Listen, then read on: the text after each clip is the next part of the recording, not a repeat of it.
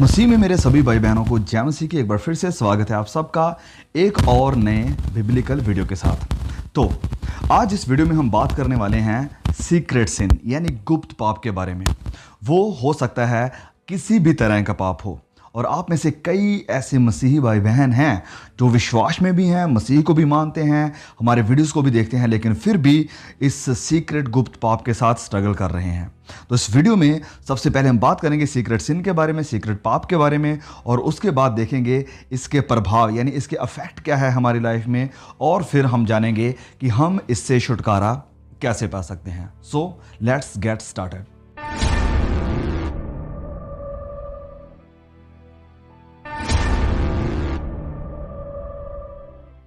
सबसे पहले सीक्रेट सिन गुप्त पाप क्या है। तो गुप्त पाप किसी भी तरह का हो सकता है आप गुप्त में कुछ ऐसी वेबसाइट्स को देखते हो जो कि शायद एक मसीही होते हुए, बाइबल के विश्वासी होते हुए आपको नहीं देखनी चाहिए, और आप इसे दूसरों से छिप कर देखते हैं, कोई भी इसके बारे में नहीं जानता है। So this can be a secret sin. इसके बाद आप शायद किसी के साथ रिलेशनशिप में चीट कर रहे हैं, अपनी वाइफ के साथ, अपने हस्बैंड के साथ, अपने पेरेंट्स के साथ, या किसी के भी साथ। तो अगर आप सीक्रेट में कुछ ऐसे रिलेशनशिप में हैं जो आप नहीं चाहते कि कोई और जाने, तो वो भी एक सीक्रेट पाप है, वो भी एक गुप्त पाप है। सो ऐसे मतलब कई किसी भी तरह का हो सकता है आपकी ज़िंदगी में वो पाप हो जो आपने दूसरों से छिपा कर रखा है, और जिसे सिर्फ आप जानते हैं और जिसे परमेश्वर भी जानते हैं। तो ये हो गया सीक्रेट पाप कि गुप्त पाप होता क्या है। अब 3 तरह से ये गुप्त पाप, ये सीक्रेट सिन हमारी जिंदगी को खतरे में डालता है 3 तरीकों से। सबसे पहला, सीक्रेट सिन इज डिसेप्टिव। तो ये जो गुप्त पाप है ये आपको गुमराह करता है।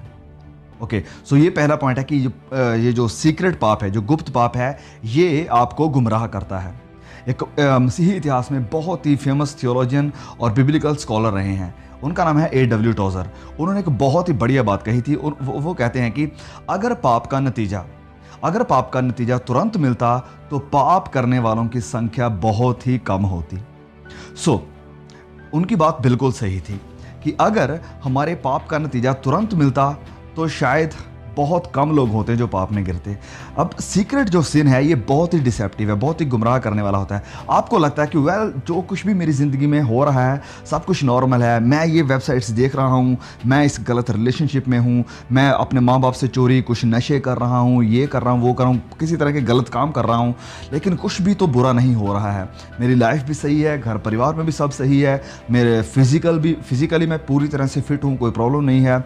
सो मे बी सब कुछ ठीक है तो ये चलेगा। इस तरह से ये पाप आपको गुमराह करता है। आपको लगता है कि अभी तक इसका कोई नतीजा नहीं मिला है, तो इसका मतलब है कि ये पाप ठीक है या शायद बिल्कुल नॉर्मल है, किसी को कोई इसके बारे में कुछ पता नहीं है। लेकिन ये जो सीक्रेट पाप है, ये जो गुप्त पाप है, ये आपके लिए या बाकी लोगों के लिए गुप्त हो सकता है, लेकिन परमेश्वर जिसने आपके अंदर सीसीटीवी कैमरे लगा कर रखे हैं उससे ये गुप्त या सीक्रेट नहीं है। जी हाँ, पवित्र बाइबल हमें इसके बारे में बहुत सारे वचन देता है। तो चलिए सबसे पहले पढ़ते हैं गिनती अध्याय 32 वचन 23। यहां पर लिखा है, और यदि तुम ऐसा ना करो तो यहोवा के विरुद्ध पापी ठहरोगे, और जान रखो कि तुमको तुम्हारा पाप लगेगा। इंग्लिश में लिखा है your sin will find you out. आगे 1 शमूएल अध्याय 16 वचन 7 में परमेश्वर कहते हैं शमूएल नबी से, परंतु यहोवा ने शमूएल से कहा, ना तो उसके रूप पर दृष्टि कर और ना उसके डील की ऊंचाई पर। यहां पर परमेश्वर बात कर रहे हैं राजा शाऊल के बारे में कि ना तो उसकी रूप पर दृष्टि कर, ना उसके डील की ऊंचाई पर, क्योंकि मैंने उसे अयोग्य जाना है। He is unworthy. क्योंकि यहोवा का देखना मनुष्यों का सा नहीं है। मनुष्य तो बाहरी रूप से देखता है, परंतु यहोवा की दृष्टि मन पर रहती है। मन के ऊपर, आपके अंदर क्या है, आपके जो गुप्त स्थान है वहां पर क्या चल रहा है। हो सकता है आपके आसपास का कोई भी इंसान ना ये जाने कि आप क्या कर रहे हैं, आप कैसे इंसान है, लेकिन वचन कहता है कि यहोवा की दृष्टि मन पर रहती है। आगे रोमियो अध्याय 2 वचन 16 में लिखा है, जिस दिन परमेश्वर मेरे सुसमाचार के अनुसार यीशु मसीह के द्वारा मनुष्यों की गुप्त बातों का न्याय करेगा, मनुष्यों की गुप्त बातों का। फिर सबोपदेशक अध्याय 12 वचन 14, इक्लेसियास्टिस चैप्टर 12 वर्स 14, यहां पर लिखा है, क्योंकि परमेश्वर सब कामों और सब गुप्त बातों का, सब कामों मतलब जिन्हें लोग भी देख सकते थे, और दूसरा गुप्त बातों का जिन्हें सिर्फ आप देख सकते थे। वचन में लिखा है कि सब गुप्त बातों का, चाहे वह भली हो या बुरी हो, उनका न्याय करेगा। एक और वचन देखते हैं, पहला कुरिन्थियों अध्याय 4 वचन 5, यहां पर लिखा है, सो जब तक प्रभु ना आए समय से पहले किसी बात का न्याय ना करो, वही तो अंधकार की छिपी बातें ज्योति में दिखाएगा। अंधकार की जो काम आपने अंधकार में किए हैं, छिप कर किए हैं, जो लगता है कि शायद मेरे अलावा कोई और नहीं जानता है, वचन इस बात को बयान करता है कि तो अंधकार की छिपी हुई बातें ज्योति में परमेश्वर दिखाएगा, और मनों की मतियों को, जो मन में आपके विचार हैं, जो मन में आपकी जो मत है, जो मन के आपके ख्याल हैं, जो आप गुप्त में सोचते रहते हैं, जिन्हें कोई बाहरी इंसान नहीं देख सकता। वचन कहता है कि मनों की मतियों को वह प्रकट करेगा, मनों की मतियों को भी, गुप्त में किए गए, अंधकार में किए गए पापों को भी परमेश्वर का वचन कहता है वह ज्योति में दिखाएगा। तो ये था कि जो सीक्रेट सिन है ये आपको गुमराह करके रखता है कि शायद आपके अलावा कोई और इसे नहीं जानता है। सो एवरीथिंग इज़ फाइन, सब कुछ बिल्कुल सही है, लाइफ बिल्कुल ओके है। सो इसमें शायद हो सकता है कुछ गलत ना हो, तो आप इस बात में लगे रहते हैं कि शायद ये ठीक ही है। लेकिन इस बात को याद रखें कि सीक्रेट सिन किसी भी तरह के वह गुप्त पाप है, ये आपको गुमराह करके रखता है। दूसरा, पहली बात कि सीक्रेट सिन आपको गुमराह करके रखता है। दूसरा, ये सीक्रेट सिन इज डैमेजिंग, ये जो गुप्त पाप है ये आपको बर्बाद कर देगा। जी हाँ, ये गुप्त पाप आपको बर्बाद कर देगा और आपको पता भी नहीं चलेगा। हो सकता है तुरंत आपको उसका रिजल्ट ना मिले, बाद में मिले, और कुछ लोगों को इसका तुरंत रिजल्ट भी मिल जाता है। फॉर एग्जाम्पल, किंग डेविड, जब राजा दाऊद, जिसे कि जंग में होना चाहिए था, वो अपने घर में है, और हम सब उसकी स्टोरी को जानते हैं कि उसने बैतसैदा के साथ एक गुनाह किया, और उसके बाद उस गुनाह को छिपाने के लिए उसने उसके हस्बैंड यूराया का कत्ल कर दिया, और उसके बाद उसे झूठ भी बोला। तो ये सब उसने किया, ये सब उसने किया, उसका बहुत बड़ा पाप था, और 1 साल से भी ज़्यादा वक्त उसे लग गया इस बात को समझने के लिए। और जब उसे ये सब समझ में आया तो फिर वह क्या कहता है, अपना कन्फेशन वह इस भजन संहिता 32 वचन 3 और 5 में लिखता है। आप सारा इसे पढ़ सकते हैं, हम वचन 5 तक पढ़ेंगे। तो वह अपने इस कन्फेशन को, जो बात उसने मान ली, उसे यहाँ पर लिखता है। वह कहता है, जब मैं चुप रहा तब दिन भर कराहते कराहते मेरी हड्डियाँ पिघल गई, क्योंकि रात दिन मैं तेरे हाथ के नीचे दबा रहा, और मेरी तरावट धूप काल की सी झुर्राहट बनती गई। जब मैंने अपना पाप तुझ पर प्रकट किया और अपना अधर्म ना छिपाया, और कहा मैं यहोवा के सामने अपने अपराधों को मान लूंगा, तब तूने मेरे अधर्म और पाप को क्षमा कर दिया। अधर्म और मेरे सारे पाप को क्षमा कर दिया।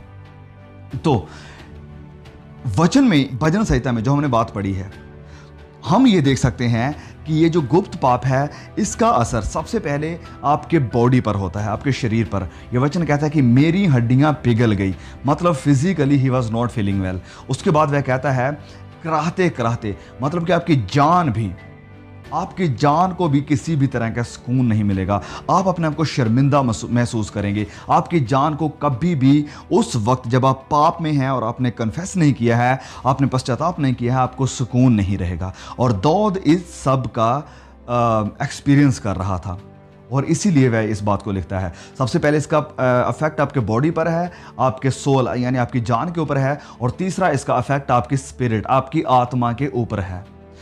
वह कहता है कि मैं तेरे हाथ के नीचे दबा रहा।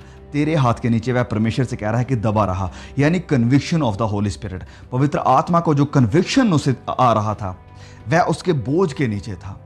पवित्र आत्मा उसे कन्विक्ट कर रहा था, उसे गिल्टी फील हो रही थी। उसका जो रिलेशनशिप था परमेश्वर के साथ, वो टूट चुका था, अंदर से पूरी तरह बिखरा हुआ था। Spiritually and physically he was not okay. दोनों तरह से, शारीरिक तौर पर भी और आत्मिक तौर पर भी वह बिल्कुल सही नहीं था। उसका पूरा शरीर और उसकी पूरी आत्मा और उसकी पूरी जान बिखरी हुई थी जब वह अपने पाप में था, और जब उसने इस पाप का अंगीकार नहीं किया था, और जब उसने अपने पाप से पश्चाताप नहीं किया था। तो ये पाप जो सीक्रेट में आप कर रहे हैं, ये आपकी लाइफ को बर्बाद कर देगा। आप एक डबल लाइफ जीना शुरू कर देंगे। आप अपने आप में कुछ और रहेंगे, अपनी पर्सनल लाइफ में कुछ और रहेंगे, और दूसरों के सामने कुछ और दिखाई देंगे। सो ये होगी आपकी डबल लाइफ। और दूसरी बात ये कि आपको हमेशा डर रहेगा। आपको डर रहेगा कि कहीं ये मेरा पाप जाहिर हो गया तो लोग मेरे बारे में क्या सोचेंगे। लोग जो मुझे चाहते हैं, जो लोग मुझसे प्यार करते हैं, जो लोग मेरी रिस्पेक्ट करते हैं, वो सब मुझसे नफरत करना शुरू कर देंगे। तो ये आपकी पर्सनैलिटी को डैमेज करेगा, ये आपकी जो मेंटालिटी है उसे डैमेज करेगा। इसलिए ये पाप, ये सीक्रेट जो गुप्त पाप है, ये डिसेप्टिव है। दूसरा, ये डैमेजिंग है, मतलब ये बर्बाद कर देगा। और तीसरा, ये जो सीक्रेट सिन है, ये आपके नाते को तोड़ देगा। Secret sin leads to disconnection. परमेश्वर के साथ आपका जो नाता है, जो रिश्ता है, जो संबंध है, जो रिलेशन है, वो टूट जाएगा जब आप इस गुप्त पाप में, इस सीक्रेट पाप में रहते हैं। वो पाप चाहे आप कभी कभी करें या डेली कर रहे हैं, आप इन चीज़ों को अनुभव करेंगे। और इस जो गुप्त पाप है, इस आपके एक पाप की वजह, हो सकता है आप चर्च में जाते हो, आप सब कुछ कर रहे हो, लेकिन अगर आपकी ज़िंदगी में ये एक पाप है, तो इस एक पाप की वजह से आपका जो रिलेशन है परमेश्वर के साथ, वो सही नहीं रहेगा। और वचन भी हमें इस बात को साबित करता है कि परमेश्वर आपकी प्रार्थनाओं का, आपकी बातों का कोई जवाब नहीं देंगे। यशायाह की किताब में हम पढ़ते हैं, यशायाह अध्याय 1:15, वहां पर लिखा है कि जब तुम मेरी ओर हाथ फैलाओ, तब मैं तुमसे मुंह फेर लूंगा। तुम कितनी ही प्रार्थना क्यों ना करो, तो भी मैं तुम्हारी ना सुनूंगा, क्योंकि तुम्हारे हाथ खून से भरे हैं। खून से भरे हैं तुम्हारे हाथ, मतलब आपके हाथों में पाप है, पाप से भरे हुए हैं आपके हाथ। और फिर यशायाह 59:1-2 यहां पर लिखा हुआ है कि सुनो, यहोवा का हाथ ऐसा छोटा नहीं हो गया कि उद्धार ना कर सके, और ना वह ऐसा बहरा हो गया कि सुन ना सके। परमेश्वर आपकी बात को सुन सकेगा, लेकिन उसका जवाब नहीं देगा। और आपको लगेगा कि परमेश्वर आपकी दुआ का, आपकी प्रार्थनाओं का, आप जो परमेश्वर के सामने गिड़गिड़ा रहे हैं, इसका कोई जवाब क्यों नहीं दे रहा है। तो जवाब परमेश्वर क्यों नहीं देगा? लिखा है आगे वचन 2 में, परंतु तुम्हारे अधर्म के कामों ने, तुम्हारे जो अधर्म के काम है, इन्होंने तुमको तुम्हारे परमेश्वर से अलग कर दिया है, डिस्कनेक्ट कर दिया है, और तुम्हारे पापों के कारण उसका मुंह तुमसे ऐसा छिपा है कि वह नहीं सुनता है, तुम्हारे पापों की वजह से। तो जब आप एक सीक्रेट सिन में होते हैं, जब आप गुप्त पाप में होते हैं, जब आपकी जिंदगी में कोई ना कोई गुप्त पाप जगह बनाकर बैठा हुआ है, तो आपका स्पिरिचुअल एक्टिविटीज से सारा इंटरेस्ट खत्म हो जाएगा। आपके अंदर स्पिरिचुअल एक्टिविटीज में की जो भावना रहेगी, स्पिरिचुअल एक्टिविटीज में हिस्सा लेने की, वो सारी खत्म हो जाएगी। सबसे पहले प्रार्थना में आपका मन नहीं लगेगा। आप प्रार्थना नहीं कर पाएंगे कि किस मुंह के साथ मैं परमेश्वर के सामने जाऊं, मैं परमेश्वर से क्या कहूंगा। परमेश्वर तो सब जानता है। प्रार्थना में आपका मन नहीं लगेगा। बाइबल रीडिंग में आपका दिल नहीं करेगा कि आपको बाइबल पढ़ना चाहिए, आपको परमेश्वर के वचन को सुनना चाहिए, परमेश्वर की बात को सुनना चाहिए। इस सब में आपका मन नहीं लगेगा। आप प्रार्थना नहीं कर पाएंगे, आप बाइबल को नहीं पढ़ पाएंगे। आपको अगर उपवास रखने के लिए कहा जाएगा, आप उपवास नहीं रख सकेंगे।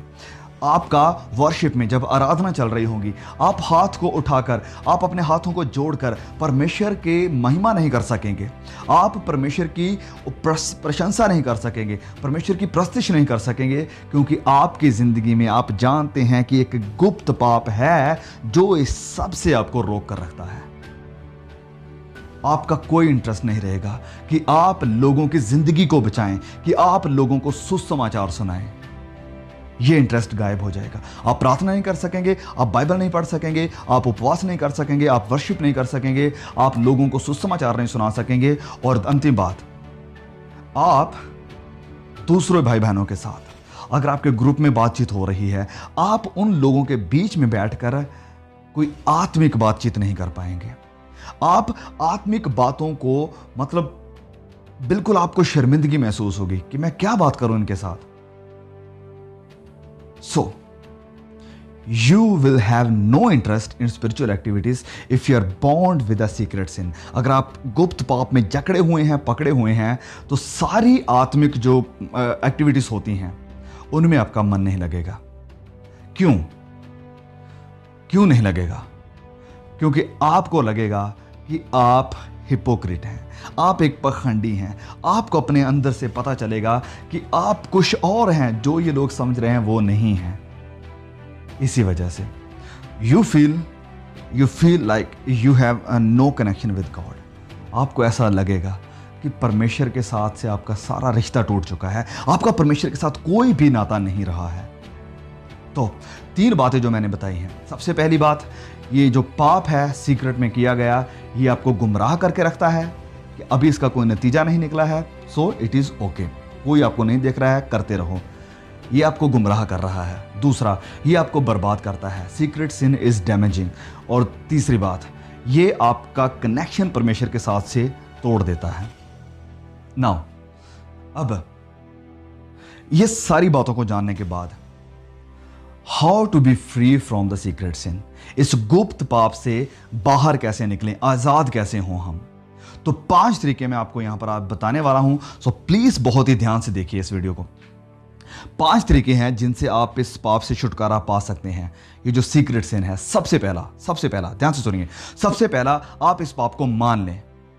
मान लो अपने पाप को। इससे बिल्कुल भी छोटा मत समझिए। आप ये ना समझिए कि ये तो छोटी सी बात है, कोई बात नहीं, चलेगा, परमेश्वर समझते हैं, कोई बात नहीं, मैं प्रार्थना कर रहा हूँ, हो जाएगा, धीरे धीरे मैं इंप्रूव कर रहा हूँ। मतलब किसी भी तरह के बहाने बनाना बंद कीजिए। ये मत कहिए कि वो बंदा तो मेरे से ज़्यादा बड़े गुनाह कर रहा है, वो तो ये करता है, वो करता है, तो मेरी ज़िंदगी में तो ये छोटा सा ही पाप है, कोई बात नहीं, मैं इंप्रूवमेंट कर रहा हूँ, धीरे धीरे मैंने कई पापों से तौबा कर ली है, इससे भी हो जाएगी। नहीं, किसी भी तरह का पाप, चाहे वो छोटा है या बड़ा है, परमेश्वर की नज़रों में वो पाप है और आप इसे छोटा मत समझिए और किसी भी तरह का बहाना मत बनाइए। क्योंकि ये जो एक्सक्यूजेस हैं, जो बहाने आप बनाएंगे, ये आपको इस पाप से कभी भी आज़ाद नहीं होने देंगे। आपका किसी भी तरह का बहाना आपको पाप से आज़ाद नहीं होने देगा। एक बहुत ही फेमस क्रिश्चियन थियोलॉजियन है, उन्होंने एक बहुत बढ़िया बात कही है। किसी ने कहा कि you cannot defeat the demon that you enjoy playing with. मतलब कि आप उस शैतान के दूत को नहीं हरा सकते हैं जिसके साथ खेलने में आपको मजा आता है। समझ रहे मेरी बात को? जिस पाप को करने में आपको मजा आ रहा है, उससे आप आजादी नहीं पा सकते हैं। बहाने नहीं चलेंगे, बहाने बनाना मत बंद कीजिए और इस पाप को मान लें, इसे स्वीकार कर लें कि यस, मेरी जिंदगी में ये गुनाह है तो है, अब मुझे इससे आज़ादी चाहिए। जब आप इसे मान लेंगे, आप आज़ादी की तरफ, आप छुटकारे की तरफ चल पड़ेंगे। इसलिए दूसरा स्टेप क्या होगा? दूसरा स्टेप होगा confess your sins before the Lord. परमेश्वर के सामने आपने पापों को मान लें, अपने पापों का अंगीकार करें। वचन में लिखा है, 1 यूहन्ना अध्याय 1 वचन 9, यहाँ पर लिखा है कि यदि हम अपने पापों को मान लें तो वह हमारे पापों को क्षमा करने और हमें सब अधर्म से शुद्ध करने में विश्वास योग्य और धर्मी है। आप कहेंगे कि ओ वेल ब्रदर, मुझे अच्छी तरह से पता है, ये वचन भी मैं जानता हूं कि मुझे कन्फेस करना चाहिए और मैं कन्फेस करता हूं। अब सवाल ये है कि ओके, आपको पता है, यू नो इट, आपको पता है कि आपको क्या करना चाहिए और आप कर रहे हैं, लेकिन सवाल यह है कि क्यों ये जरूरी है? क्यों हर बार ये जरूरी है? क्यों बार बार ये जरूरी है? ये इसलिए जरूरी है ताकि आप अपने मुंह से इस बात को बोलिए, अपने मुंह को खोलिए और कहिए परमेश्वर को कि हाँ परमेश्वर, मैंने ये पाप किया है। परमेश्वर की हाँ में हाँ मिलाइए।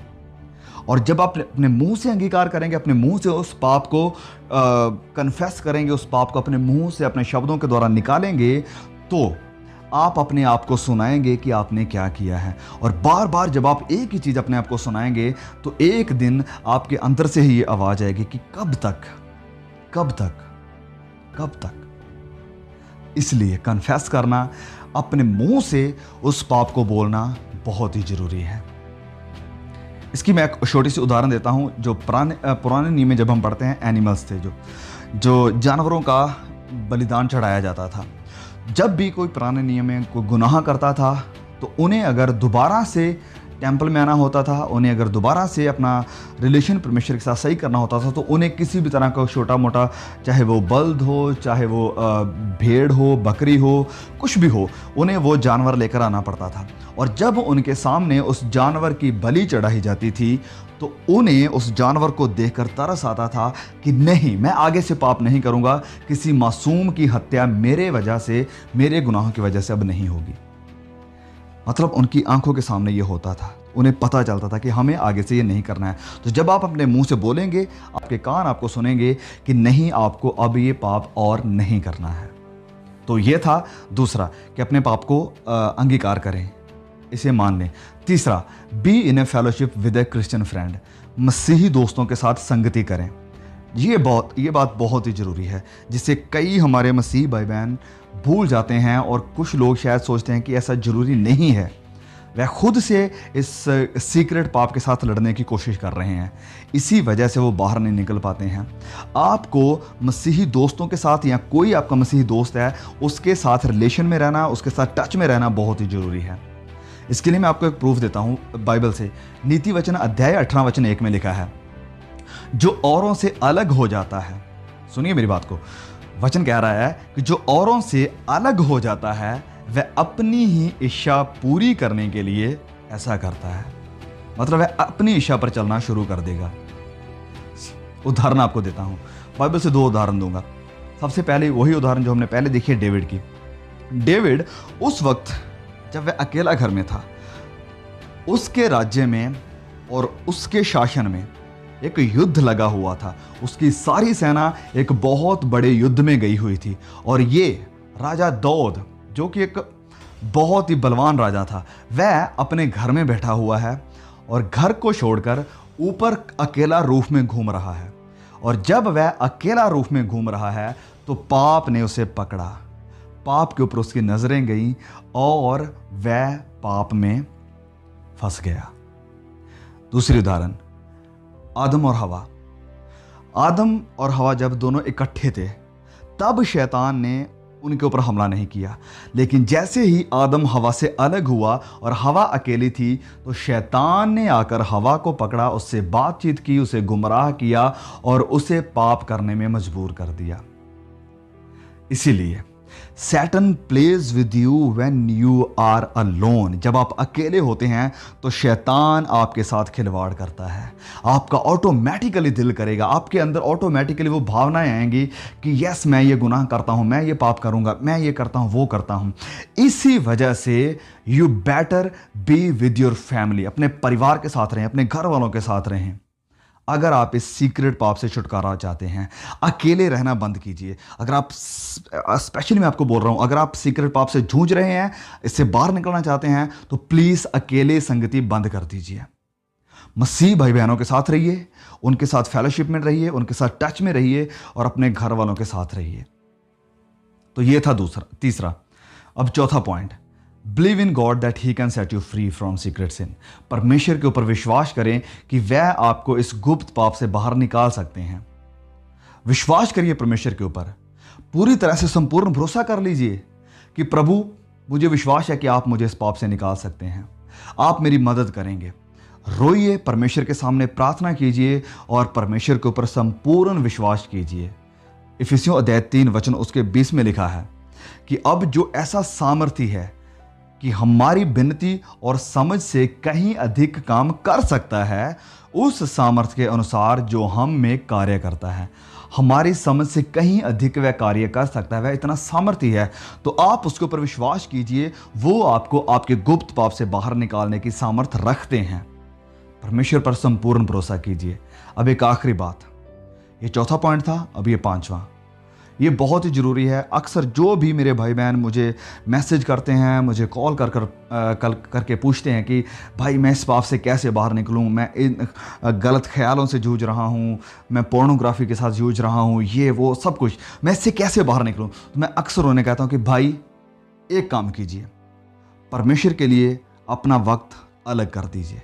दैट मीन्स फास्टिंग, उपवास यानी रोज़ा। उपवास रखिए।